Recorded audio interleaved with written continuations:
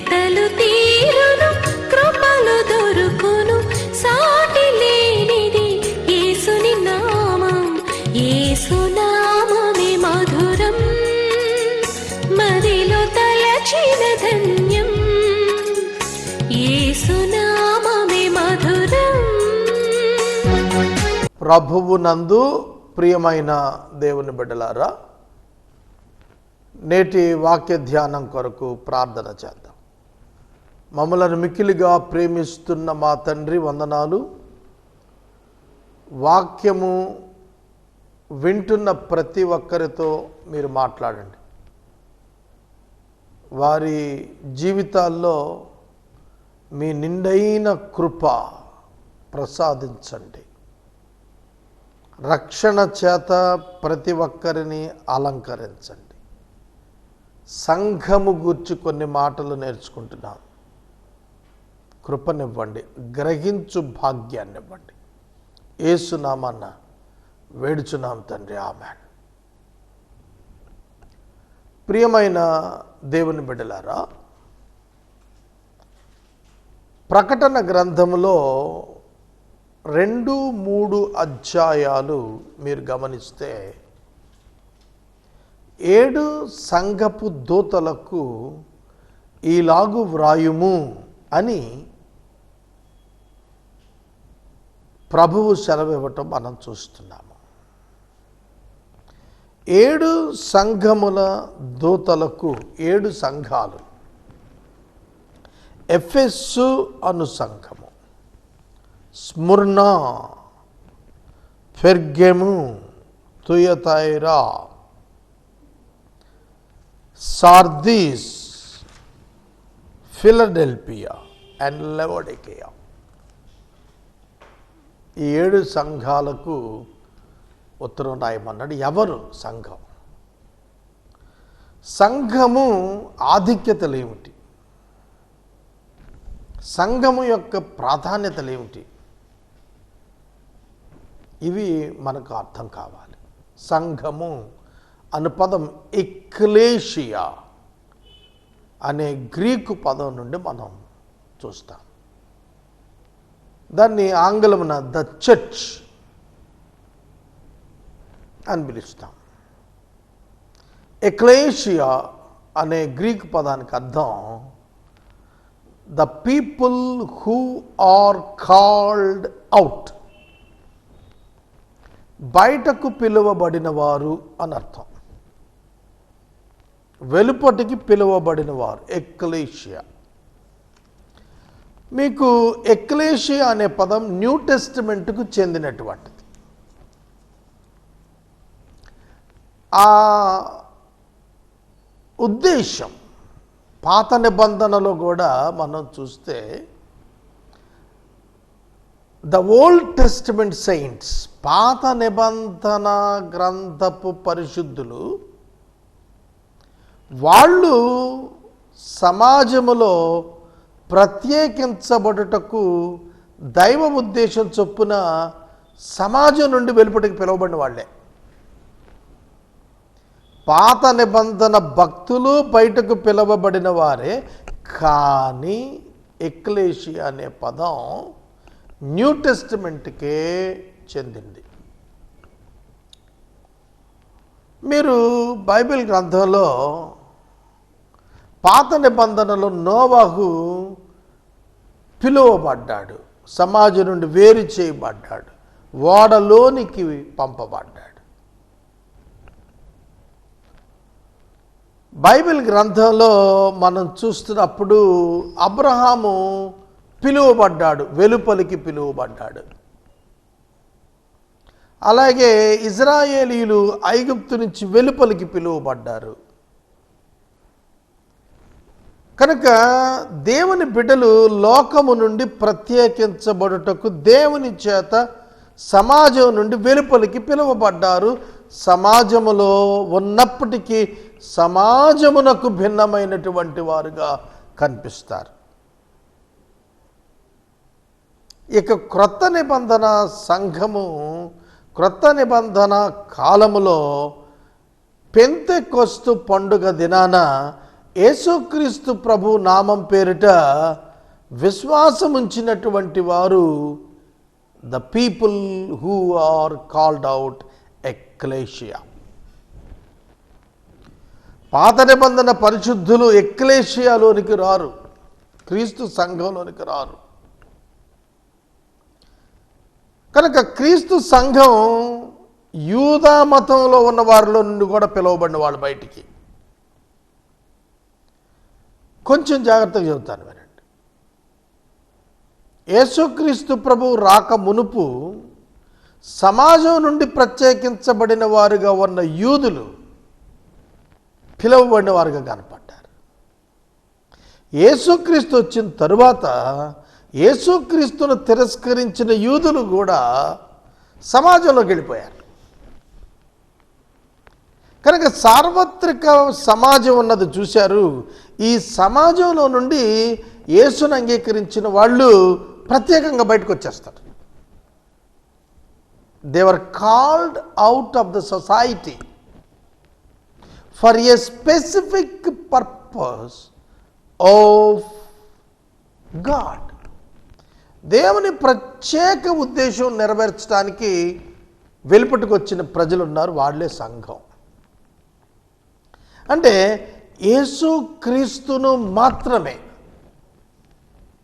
రక్షకునిగా దేవునిగా ఒప్పుకొను ఒక క్రొత్త జనాంగం, దాన్ని సంఘం అంటే.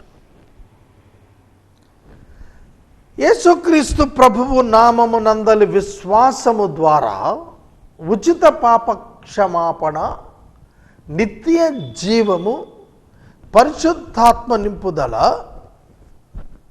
పరిశుద్ధాత్మ నివాసము కలిగి ఉన్నవాడే ఎక్లేషియా.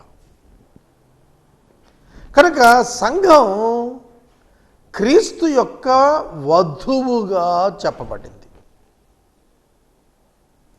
క్రీస్తు యొక్క వధువు అన్నప్పుడు ఎఫెసీ పత్రిక 5వ అధ్యాయం ప్రకారం శిరస్సు దేహము ఎలానో, స్త్రీ పురుషులు వివాహములో జతపడినప్పుడు ఏక శరీరం ఎట్లానో, విశ్వాసం ఉంచిన వారు యేసుక్రీస్తును శిరస్సుగా కలిగిన శరీరముగా ఉండి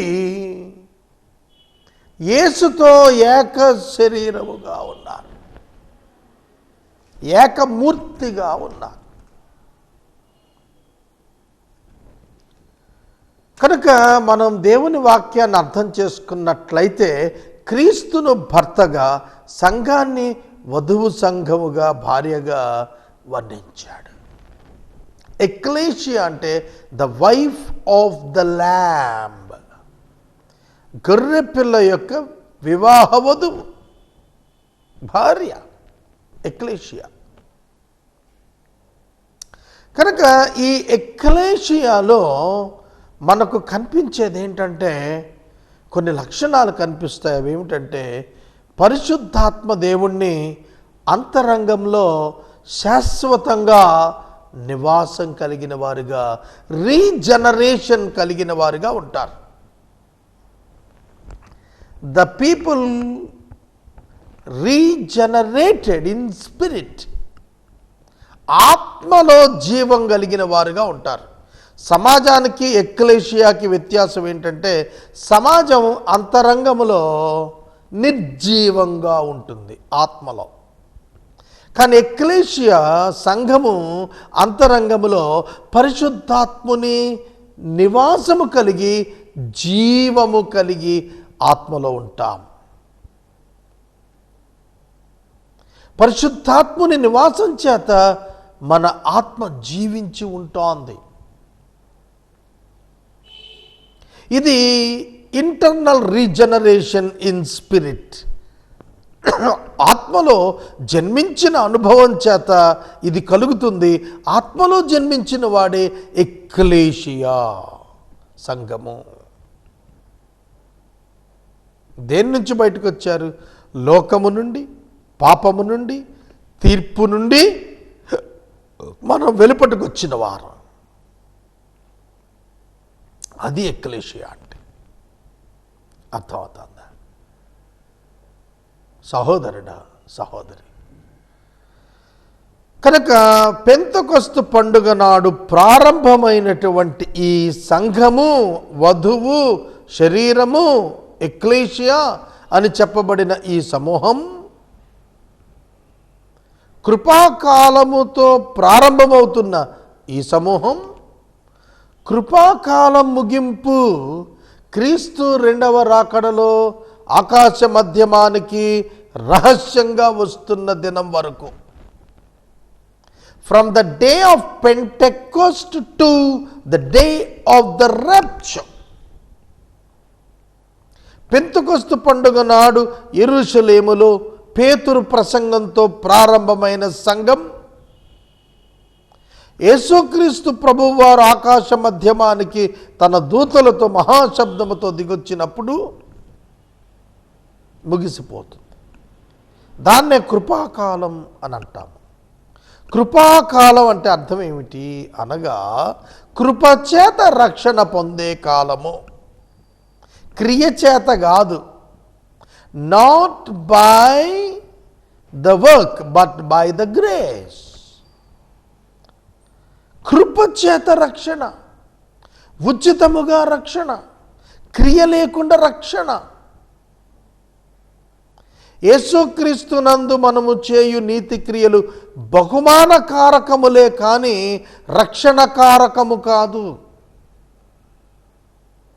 ప్లీజ్ అండర్స్టాండ్. అందుకే కీర్తనాకారుడు 32వ సంకీర్తనలు అంటాడు, తన అతిక్రమములకు పరిహారము నొందిన నరుడు ధన్యుడు, తన పాపములకు ప్రాయశ్చిత్తము పొందిన నరుడు ధన్యుడు. చేసుకున్న నరుడు కాదు, చేయలేడు నరుడు. ప్రాయశ్చిత్తము నరుడు చేసుకొనలేడు. ప్రాయశ్చిత్తము నరుడు ఉచితముగా పొందుకుంటాడు. అతిక్రమములకు పరిహారము ఉచితంగా మానవుడు పొందుకోవాలే తప్ప తన స్వయంగా చేసుకోదగినది కాదు, చెయ్యలేనిది. కనుక ఎవరి అతిక్రమములైతే పరిహరింపబడ్డవో, ఎవరి పాపములైతే ప్రాయశ్చిత్తం పొందావో వారే క్రైస్తవులు, వారే సంఘము. బీసీసీ సర్టిఫికెట్ ఉన్న వాళ్ళు క్రైస్తవులు కాదు, అది చట్ట పరిధిలో క్రైస్తవ్యం. కానీ పరలోక పరిధిలో క్రైస్తవ్యం ఆత్మలో జన్మించినవాడు.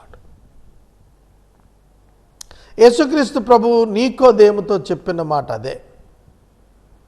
ఒకడు తిరిగి జన్మించితేనే కానీ, క్రొత్తగా జన్మించితేనే కానీ పరలోక రాజ్యాన్ని చూడలేడు. Regeneration in spirit through Jesus Christ. కనుక సంఘము కృపాకాలములో ఉంటుంది. సంఘము వెళ్ళిపోతే భూమి మీద నుండి కృపాకాలం ముగిసినది అని అర్థము. కనుక ఈ సంఘాన్ని గురించి ప్రకటన 2-3 అధ్యాయాల్లో మాట్లాడుతూ 7 సంఘాలకు ఒక కామన్ సందేశం ఇచ్చాడు. ఏమిటంటే జయము, జయము, జయము. సంఘము యొక్క ప్రధాన ఉద్దేశం జయం, victory over the sin, victory over the flesh, victory over the world. పాపము మీద, లోకము మీద, శరీరము మీద జయము, జయము, జయము. ఇది సంఘం ఖచ్చితంగా జయించిన వారుగా ఉండాలని దేవుడు కోరుతున్నాడు. మనం మనుషులము, ఆదాము స్వభావాన్ని ధరించుకొని పుట్టిన వారం. మనుషులము దేవుని పిల్లలముగా రూపాంతరం చెందుతున్నాము. మనుషుడు మానవ సంబంధి, మానవ పాప స్వభావం సంతరించుకున్నవాడు. దేవుని బిడ్డ, దేవుని సంబంధి, దైవ స్వభావం పరిశుద్ధాత్మ ద్వారా స్వంతం చేసుకున్నవాడు. కనుక ఎక్లేషియా యొక్క లక్షణంలో పాపమును, లోకమును, శరీరమును జయించేటువంటి అనుభవం పరిశుద్ధాత్మ దేవుని ద్వారా కలిగి ఉండాలి. That is the message today. కనుక సంఘము సామాన్య జనాంగముకు వలె శరీరమును కలిగిన మానవులే. అయితే వారిలో మార్చబడేది ఏమిటంటే మొట్టమొదట వారి మనస్సు మారిపోతుంది. వారి మనస్సులో దైవిక మనస్సు జొప్పించబడుతుంది. రీజనరేషన్ ఇన్ స్పిరిట్, ఆత్మలో జన్మించుట జరిగినప్పుడు కొరింథీ సంఘానికి పౌలు రాసినట్లు క్రీస్తునందున్నవాడు నూతన సృష్టి, న్యూ క్రియేషన్. సంఘము న్యూ క్రియేషన్, నూతన సృష్టి. ఈ నూతన సృష్టి సమస్తము క్రొత్తమైపోయాయి. ఏమిటి కొత్తవయ్యాయి? ఒకటి, చిత్తము క్రొత్తదవుతోంది. The will be transformed. సొంత చిత్తము రద్దయిపోతుంది. మీరు ఎప్పుడైనా నేను వ్యక్తిగతంగా చేసే ప్రార్థనలు వింటే ఆ ప్రార్థనల్లో మీకు ఒక్కటే స్వరం ధ్వనిస్తుంది. ఏమిటంటే, నీ చిత్తము సిద్ధించునుగాక. ఈరోజు పీజీ మెడికల్ పీజీ ఎంట్రన్స్ మన చర్చ్ నుంచి 3 రాస్తున్నారు డాక్టర్స్. వాళ్ళకి నేను ప్రార్థన చేయాలి. ఏమని ప్రార్థన చేయాలి? ప్రార్థన అంటే దేవునికి చేస్తాం కదా మనం. దేవా, ఈ బిడ్డలకు నువ్వు వెంటనే సీట్లు ఇవ్వు. Who am I to talk like that? నా ప్రార్థన వేరేగా ఉంటుంది. నా ప్రార్థన మనుషులందరూ అడిగినట్లుగా ఉండదు. నేను మనుషుల్లో అడగను, దేవుని సేవకుల్లో అడుగుతాను.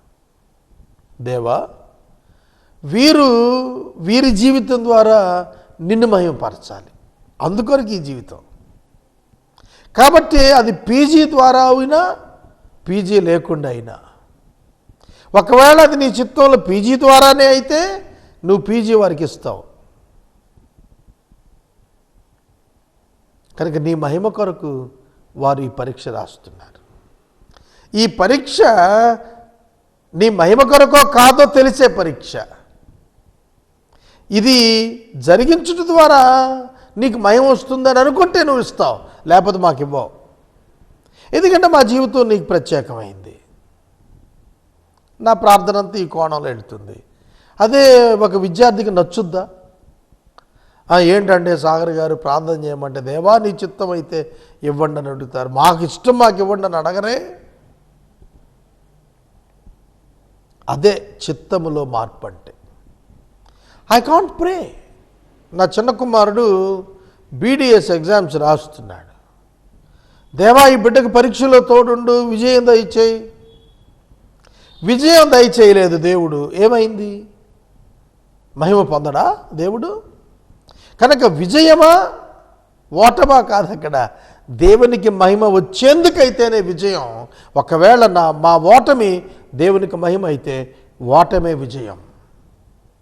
లోకము దృష్టిలో ఓటమి దేవునికి మహిమ వచ్చేట్లయితే దానిని మించిన విజయం ఇంకొకటి లేదు. అది చిత్తములో మార్పు. అదే పారాడిమ్ షిఫ్ట్ అంటారు.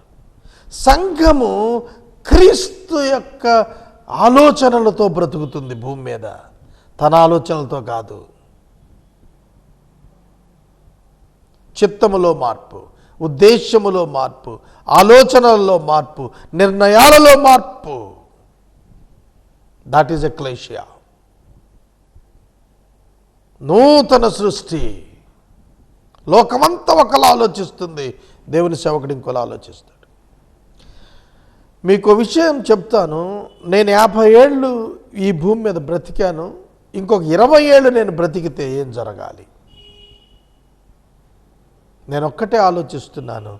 నా జీవితం ఏంటని ఆలోచించలేదు, నా పోషణ ఏమిటని ఆలోచించలేదు, నేనేం ధరించుకోవాలో ఆలోచించలేదు, నేను ఎక్కడ నివాసం ఉండాలో ఆలోచించలేదు, నేను దేవుని కొరకు ఏం చేయాలో ఆలోచిస్తున్నాను. చిత్తములో మార్పు, చిత్తములో రూపాంతరము, చిత్తములో ప్రభావము.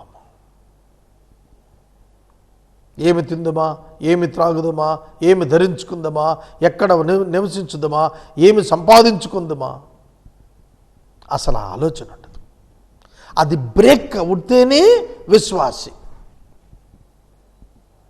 అది బ్రేక్ అవ్వకపోతే విశ్వాసి కాదు. చాలామంది దేవుని సేవ చేస్తూ కూడా సంపాదించుకుంటున్నారు. ఏమి తిందామా, ఏమి దాచుకుందామా, ఏమి ధరించుకుందామా, ఏమి నిర్మించుకుందామా, ఏమి దోచుకుందామా. They were not regenerated. చిత్తములో మార్పు రావాలి. 2, నేను చచ్చిన వానిగా మారాలి. నా శరీరం లోకం కొరకు కాదు, పాపం కొరకు కాదు, సుఖము కొరకు కాదు, సౌఖ్యము కొరకు కాదు, ఆనందము కొరకు కాదు, ప్రభువు కొరకు. నా శరీరం నా కొరకు కాదు. రెండవది, దట్ ఈస్ ఎక్లేషియా. నా శరీరం నా ప్రభువుకు అమ్మబడింది. ఇది కనుక ఈ శరీరం నాది కాదు, నా ప్రభువుది. దాని కొరకే వాడతాను. It is the vehicle for the Holy Spirit. God is the driver for my vehicle body. Physical body is the vehicle for the driver, the Holy Spirit. నీతి కొరకు, జీవము కొరకు వినియోగించే శరీరం, లేఖనం కొరకు వినియోగించే శరీరం, చిత్తము, దైవ చిత్తము కొరకు వినియోగించేటువంటి శరీరం. అప్పుడు మనం పాపం చేయం, జయ జీవితం వచ్చేస్తుంది. జయ జీవితం ఎవరికి వస్తుందంటే చిత్తములో మార్పున్న వారికి. 2, తాను ప్రభువు కొరకు జీవించేవాడికి మార్పు వస్తుంది. ఈ దినం నేను జీవిస్తున్నాను అంటే నా కొరకు కాదు, దేవుని కొరకు అనే భావన ఉన్నప్పుడే మార్పు వస్తుంది. అట్టివానికి తీర్పు లేదు. అట్టివాని కొరకు గొప్ప గొప్ప బహుమానాలు ఎదురు చూస్తున్నాయి. సంఘము అనగా నూతనముగా జన్మించిన అనుభవం కలిగిన వారు. డిఫరెంట్ రిజిస్ట్రేషన్స్తో సొసైటీస్ పెట్టి వాటిలో మెంబర్షిప్స్ కట్టి ఎలక్షన్లో ఓటింగ్ హక్కు కలిగి ఉంటే వాళ్ళు సంఘం సభ్యులు కాదు.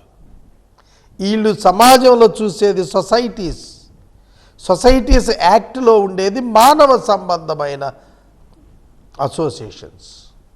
కానీ మన నివాసం అయితే, మన సహవాసం అయితే, మన ఫెలోషిప్ అయితే, మన అసోసియేషన్ అయితే మన ప్రభు అయిన యేసుక్రీస్తుతోనూ ఆయన తండ్రి అయిన దేవునితోనూ. Our fellowship is with Christ and his father. That is ecclesia. ఒక 7 కలిసి సొసైటీ పెట్టుకోవచ్చు. 9 మంది, 11 మంది, 13 మంది, ఇట్లా ఎంతమంది అయినా సొసైటీలో ఉండొచ్చు. ఆ సొసైటీ రిజిస్ట్రేషన్ కాదు ఎక్లేషియా అంటే. క్రీస్తును, క్రీస్తు యొక్క తండ్రి అయినటువంటి దేవునికి సహవాసము కలిగిన వారము. Relationship and fellowship, friendship with God. అది ఎక్లేషియా అంటే, అది సంఘం అంటే. సంఘము క్రీస్తు సారూప్యములో ఉంటుంది, పోలికలో ఉంటుంది.